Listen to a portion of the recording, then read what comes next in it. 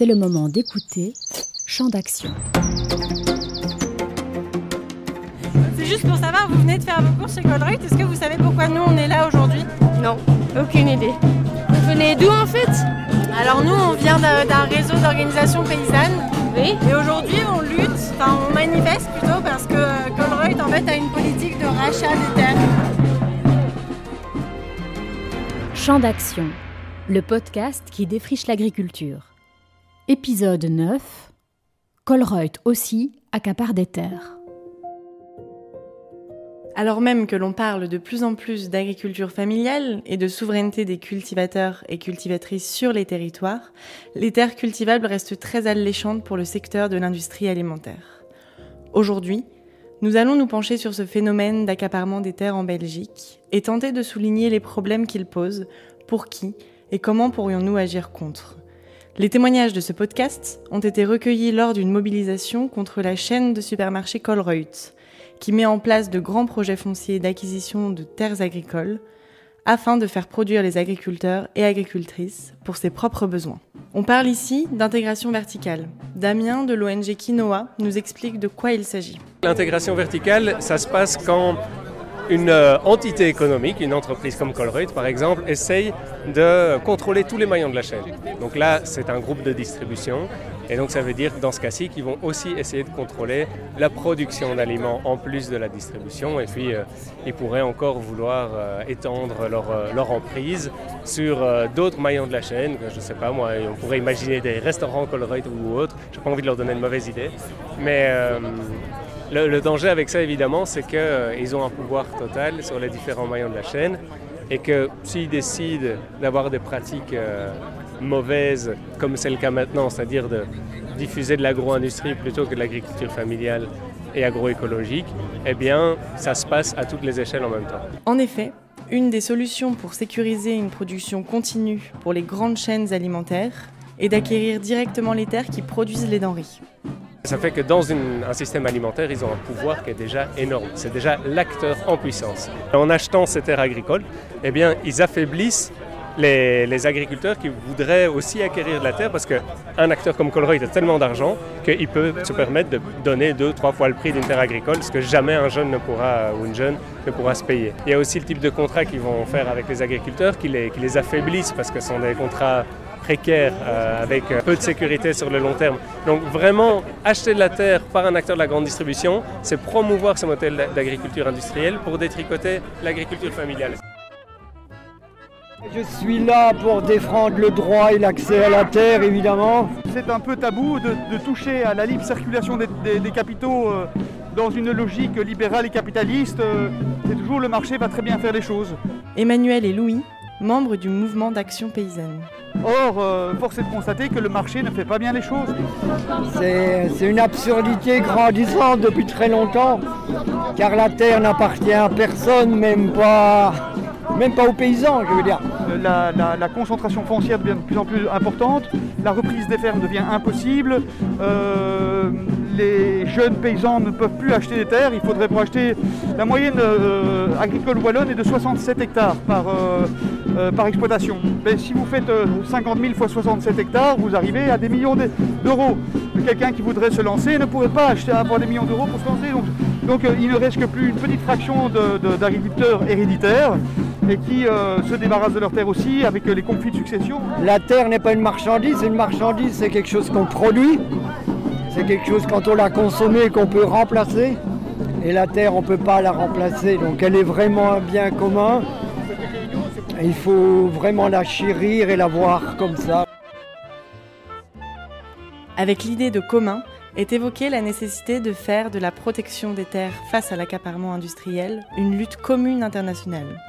C'est ce que partage avec nous Abdoulaye Ouedraogo, coordinateur de l'ONG APIL au Burkina Faso. L'APIL accompagne les communautés paysannes locales vers une sécurité et une souveraineté alimentaire. Alors au Burkina également c'est une réalité et nous sommes même étonnés que cette question soit posée en Belgique parce que chez nous ce sont les petits producteurs qui n'ont pas assez de ressources financières importantes et qui bradent les terres à ceux qui ont les moyens. Donc alors qu'une agriculture sans terre Ce n'est pas véritablement une réalité.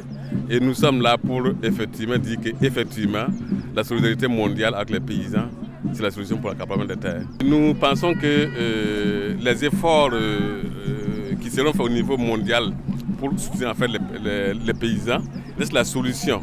Parce que les paysans isolés dans les pays seuls n'ont pas la capacité, face à des firmes étrangères assez puissantes, alors qui ont tous les moyens politiques et financiers pour arriver à leur fin.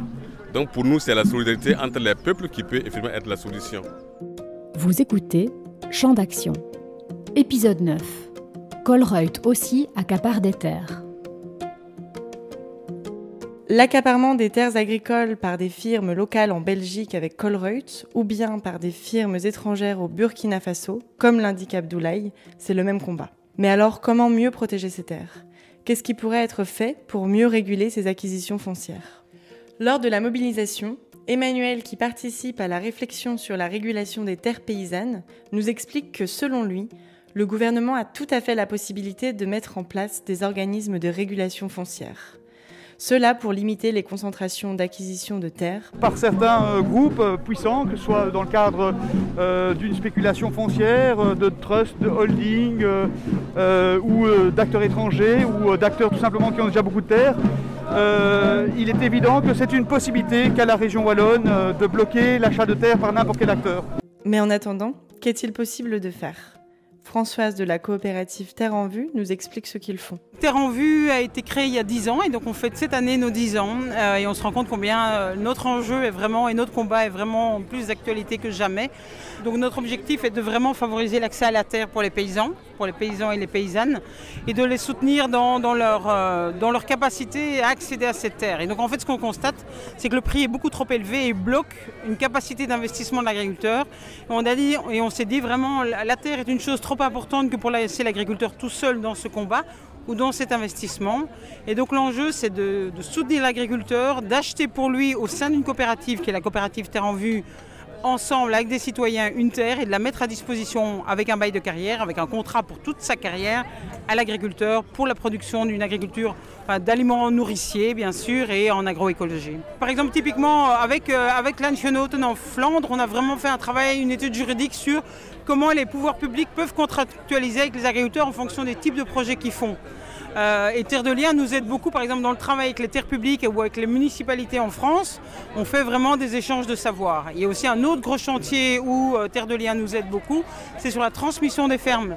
On sait qu'en Wallonie, il y a de l'ordre de 3000 fermes qui dans les 5 ans, les agriculteurs de ces fermes vont partir à la retraite. Et donc l'enjeu c'est de savoir, tiens, est-ce que ça va être des grands groupes comme ici qui vont se les accaparer, qui vont prendre ces terres, ou est-ce qu'on va pouvoir vraiment soutenir l'installation de jeunes agriculteurs ? 3000 fermes, c'est un tiers des fermes en Wallonie, donc c'est vraiment énorme, enfin un tiers à un quart de fermes, donc c'est énorme comme potentiel de terres qui vont se libérer. La terre n'est pas un supermarché. La terre n'est pas un supermarché. La terre. La lutte passe aussi par une nécessité de sensibiliser la société civile à ces enjeux. Lorsqu'on est mangeur et mangeuse informés, si on en a la possibilité, nous avons le pouvoir de favoriser un système alimentaire plutôt qu'un autre. Astrid de la Fugea, un syndicat agricole, souligne l'importance d'informer. Donc vous, en tant que syndicat agricole, vous travaillez aussi avec des ONG, des organisations. Mais ça, c'est vraiment en fait une des particularités de notre syndicat. C'est de considérer que la question agricole ne concerne pas que les agriculteurs. Et donc on veut vraiment maintenir ce lien avec la société civile pour capter un petit peu les enjeux des consommateurs, consommatrices et évoluer avec la société et pas à côté de la société. On est vraiment très actifs dans les différents réseaux. Donc on travaille vraiment en réseau, quoi. C'est un petit peu l'idée d'être avec des ONG qui sont, elles, en lien avec les citoyens, citoyennes. C'est d'imaginer ensemble des actions. Mais donc oui, on a participé à différents festivals, le Festival des Solidarités.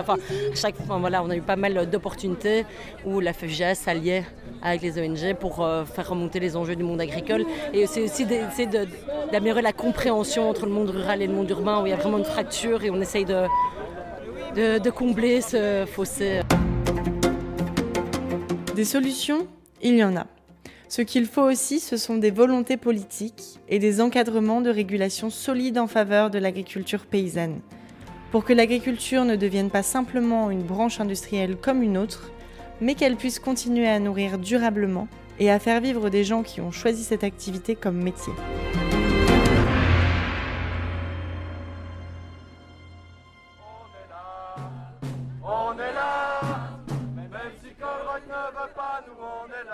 Champ d'action est un podcast proposé et réalisé par SOS Fin avec l'aide du Xara ASBL. Pour approfondir la thématique de cet épisode, rendez-vous sur www.sosfin.be.